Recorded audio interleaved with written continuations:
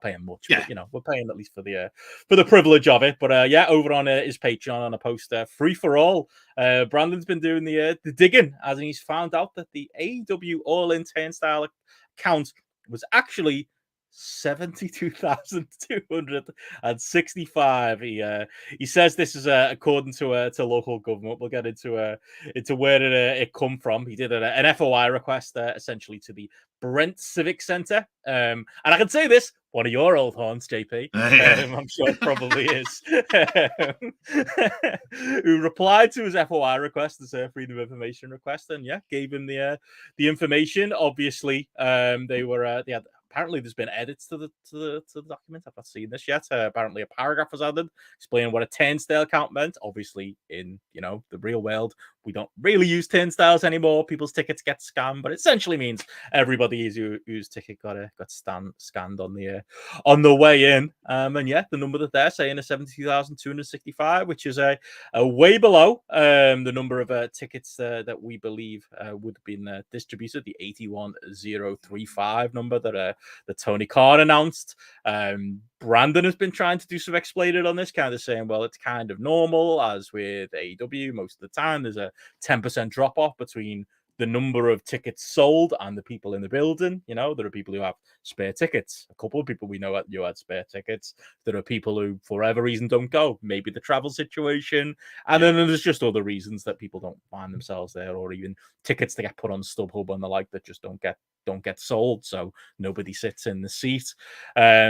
I think the complication here, though, JP, is like, if we not all, none of us are Will Ospreay. We didn't tattoo the number on our arms, but a lot of victory laps were taken on this being the highest quote unquote paid attendance of all time. And half of the reason we were making that argument, JP, was that the WrestleMania 32 number, which now I think is probably the record, was built on that. That 80, it was like just over 80,795, I think is the number, had crossed through the turnstiles in that case. And if that's true there, then surely the paid number is higher. And therefore, maybe, Tony Khan, I don't think he's outright lied to us, but I think he's blustered about, well, if you count the suites and you count the comps and you count the media, we might look closer to 90,000. Doesn't look very good right now, JP. It doesn't, does it? Especially on the back of, and it makes interesting reading in terms of the general soft ticket sales that they've got going on in the US as well. This number was like very 2,000 for some Dynamic collisions right now. Yeah, this is very much like was the outlier. It was like if you were going to look at what their figures were for the month of August, this superseded everything else there.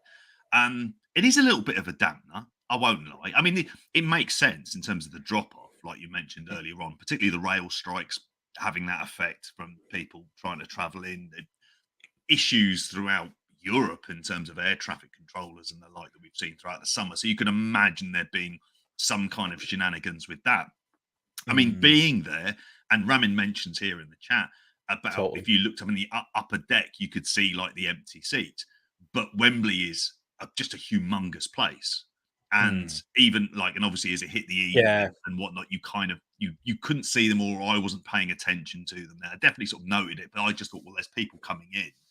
I noticed it loads because I started to like convince myself I just must be wrong. I was like, nope, this is 80,000 people. I just, it's because it's a big place, like you say. But like where I moved to, so somebody put a picture on the Discord yesterday. It was above right where I moved to in the end to get away from the dickhead with the Vuvuzela who I've made famous now. Like where I was, like to the left of me, so I was on the top deck, loads of empty seats. To the right of me, loads of empty seats. And more to the point, below me was that bit that was topped off for like what was quote unquote the hard cam.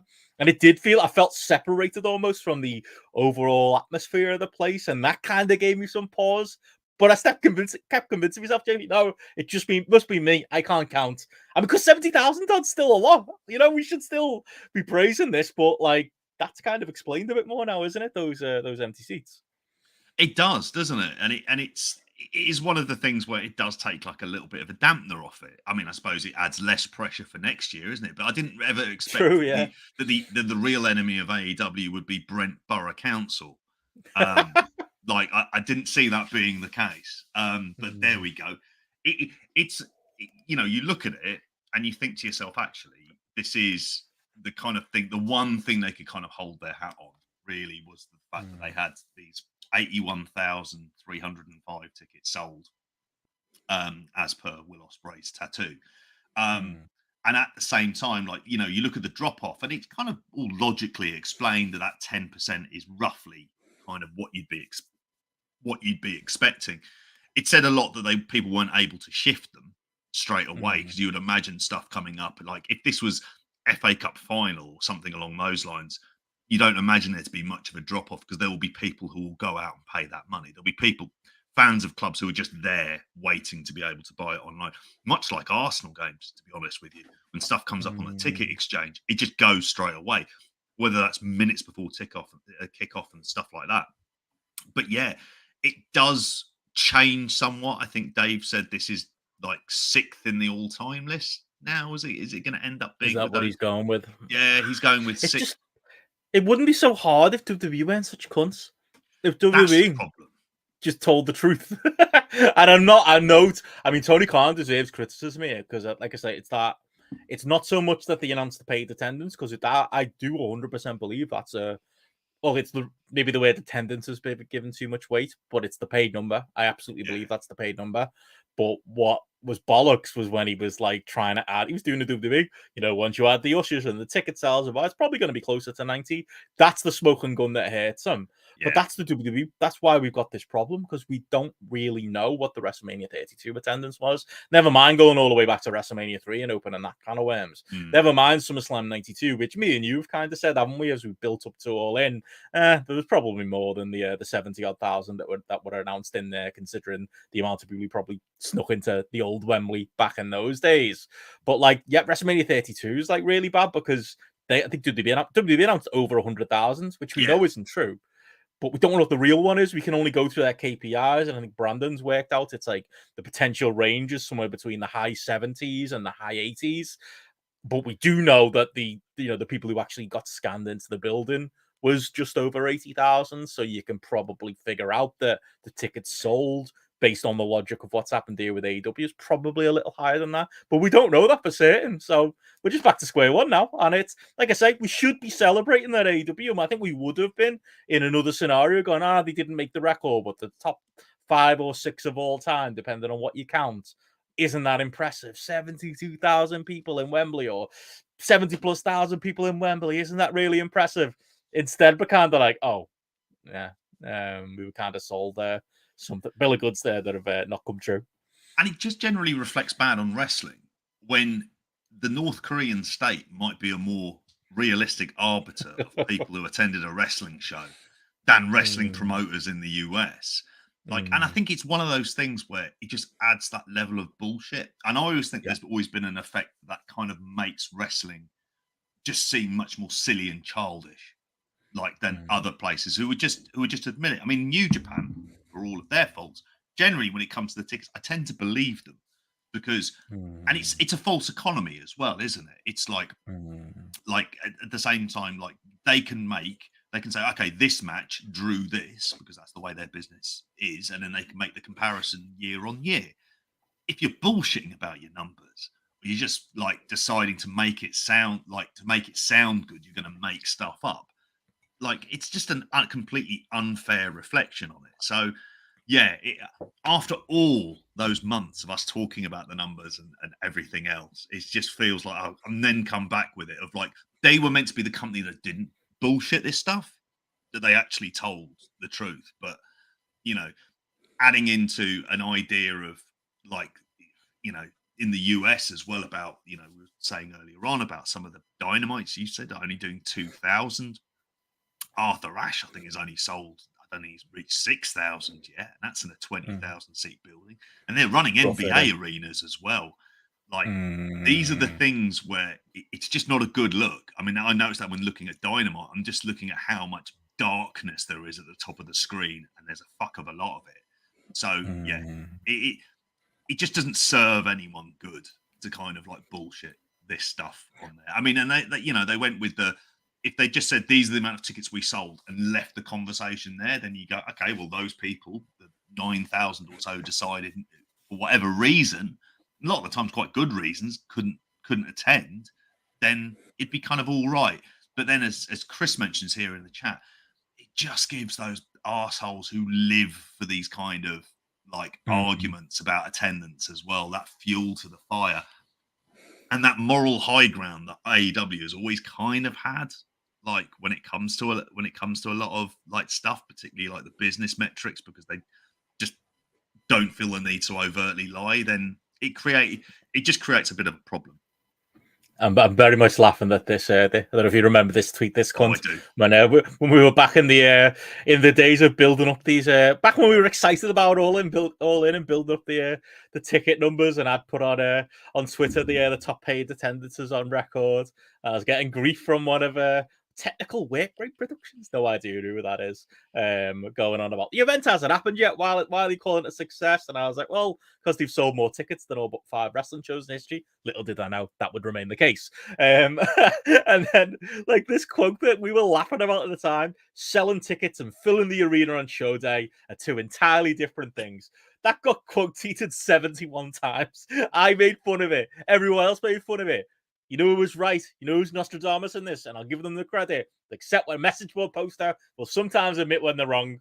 Technical Work Rate Productions on Twitter called this because it's turned out to be true. Selling tickets and filling the arena on show day are 2 very different things. I suppose the technical worked numbers promotions, which AEW were doing there, as well there. So yeah, Paul Will Ospreay's now been left. Have you seen the video clip of Ospreay? Like, to be fair to him, he's taken it quite well because he got the number tattooed on his arm, didn't he? The work number that's now turned out to not to be true, which was a weird thing to do anyway, because it's not like he main evented. Like, I just think it's a bit of an odd thing to. Plus, as Robert pointed out on Twitter today, it's not gonna.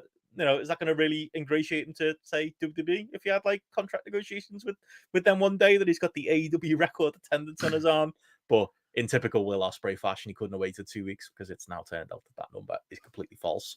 But at least he took it well. I'll give him that. Ramen ask, could the number have been better if the build card was better for All In? I mean, we'll be arguing that till the end of days, JP. But they can prove us wrong next year, JP. They got next year, so we can get there. We can see how it is, but not the only AEW related story we've got today. Do you want to touch on the Max thing quickly before we go into the into the Jade thing? Just because that's kind of breaking as we're recording. So yeah, this is Andrew Zarian, who's got a very good track record, JP, on TV and business type stories, saying that he feels confident, as you've been saying for a while, that for All In next year probably. The home of it is going to be Max for AEW, feeling confident to say that they're going to run 12 pay-per-views a year. He said on the Matt Men podcast, and he said it wasn't a prediction. He felt very confident to say it. Do you read anything into that, JP? That probably checks out, doesn't it? That we're going to get 12 pay-per-views on Max next year based on the fact that All In happened and then All Out happened, and now we're building to New York, and we're also building to Wrestle Dream. Cluttered schedule and bad attendances. I think that story is going to continue on to 2024. Sorry, I think this is going to absolutely turn out to be true. Yeah, I mean, I think there's been a story about Max kind of losing a few, losing subscribers to it, but it's very much kind of like it's in its infancy. But they're going to be looking at this as the model of UFC and ESPN, and to a lesser extent, I suppose, Peacock and WWE, as they are able to provide consistent live content. And the key word here is live. It's whether or not Max has the technical capabilities to be able to deliver it, which frankly, like every other app is able, Fight are able to do it. I'm pretty sure that fucking Warner Brothers Discovery should be able to do it as well. It feels like if they're going to be paying over $1 billion for them, that they would want that. They would want that as a guaranteed part of it. And it's an added extra live bonus because, as we see, and we're still in the midst of the strike as well, in terms of the Actors Guild and then the Writers Guild as well. So because of those strikes, like live sports content is absolutely key. And we saw what it did in terms of like the NFL this week to WWE Raw. It completely like obliterated them, and the rating went down to like 1.35, which was like an astonishing drop off there. They're going to want 12 pay-per-views. That's what they're going to get. And for the sake of $1 billion a year, that's what AEW are going to deliver them. So, Ewan mentions here, Blood and Guts will be a pay-per-view. I'd expect winter is coming. Grand Slam, as Dylan says. Grand Slam would be there. Like, what it would do is possibly avoid these last couple of months where you've got, particularly this last month and a bit, where it's so cluttered with like 4 big shows. That should have been going over 4 months, like that. And in that way, you think, and as you brought up the point as well, I know a lot of people say, like, Tony Khan struggles to build to the 4 pay-per-views a year, and I would agree with that. And I remember when Impact moved from 12 down to 4 pay-per-views, and there was a whole thing about, actually, this might be good for them. They might start building the shows. They never did. They never went round to that, so they actually struggle with it. And now it feels like wrestling companies need that big monthly show in order to build, because it kind of keeps their focus on what the TV should be. And that, it's content is king. And them being on Max, it is the kind of, it's going to be big. I mean, how it affects us in the UK is going to be we're gonna have to pay for fight pay-per-views once a month. That's a lot in it. Like Mikey says here, I don't think ITV even knows they have AEW, so like I can't see it there, it landing there. Although we did get all in on there, so there is a positive for the relationship. I think probably what happens, it's like everything, isn't it? They make these calls. It's like Collision. Collision still has no good clearance worldwide. Like, it was all well and good being like, well, and I suppose it's where your bread is buttered, like to put these major stories on Collision and try and get the number up. But vast majority of your worldwide fan base are either watching it on Fight or not watching it at all, based on some of the TV deals they've got internationally. So it's always a secondary concern, isn't it? They'll figure it out. It'll probably go on Fight. That's almost certainly going to be the guarantee. But talking about Grand Slam here, I suppose they can't move that, as Liam says here, with with the US Open. There's basically, I think I saw John Cena was saying like that he's having some problems with, like, he'd used like a card machine there and they were still charging him for it a year later, and the response he got from them was, oh, well, we haven't had any events since last year's AEW Grand Slam, other than the tennis. So that's why, that was part of the reason why he was getting weird charges or something. I suppose that they're probably not gonna move that. But Simon says Impact's better for having less pay-per-views. Maybe, but then Impact's a weird one, because like they have, like say they have those specials constantly. I would more say historically Impact, because they've tried this before. They've tried, they had monthly pay-per-views at one point, then they went like bi-monthly, and then they had like occasional ones. They had square rings, they had circle rings. It's Impact, they tried fucking everything over their lifespan. But they always struggle to do like not 4-week builds to pay-per-views, and I think you're right. Anecdotally, Tony Khan has struggled to do that, but I don't know if over this last period, as we'll talk about when we get to Dynamite in a bit, he's necessarily, done great with 2-week builds or, 1-week builds between pay-per-views. So I'm not actually 100% confident that that will resolve any problems at this point if he's only got 4 weeks to build to stuff. But we'll see. If this is what they need to do. Yeah, it is. Because again, you've just got to think of this as part of the bigger deal with Warner Brothers Discovery. You've got to think of it as part of a $1 billion deal. And as part of that $1 billion deal, they need to produce more content for WBD. So this is what they're going to end up doing. Whether they do it successfully, I always think, again, comes down to infrastructure, which is code for, Tony, leave that Ring of Honor thing alone. You don't need to be doing that anymore. You should not even be anywhere close to booking. Tony, leave that Ring of Honor thing alone. Yeah. It's a bigger conversation we'll probably have on Spotlight, but like this is the way they're going. They're becoming WWE. Like, how many years have we done doom mongering about WWE's ratings, and as a fan base kind of going, oh, they're going down, and WWE continues to make money despite itself. And while still we can all, I think most wrestling fans would say, yeah, WWE puts too much content out. It's too much and it dilutes things. A 3-hour Raw dilutes Raw. All of the normal complaints. Whereas the business side, well, we're making more money. I think that's what AEW is becoming. Like, Collision has clearly had a negative effect, I think, overall. It's not the reason for the bad ticket sales. I think pricing and just AEW's general buzz is part of that conversation too. Yeah. But it's part of the overall package. They're definitely wearing out fans and spreading them very thin across many hours of TV. If you then add many hours of pay-per-views, because these aren't going to be 3-hour pay-per-views, are they? These are going to be Tony Khan specials. You're going to make sure you get your money's worth, quote unquote. So you're talking 4-hour minimum pay-per-views every single month. That stretches your interest levels further. And if they get their money from HBO Max and if they get the money from, the upcoming TV deal, and, like WWE, they will continue to spite themselves. But these warning signs, these attendances we're seeing, this general lack of buzz around the product is absolutely going to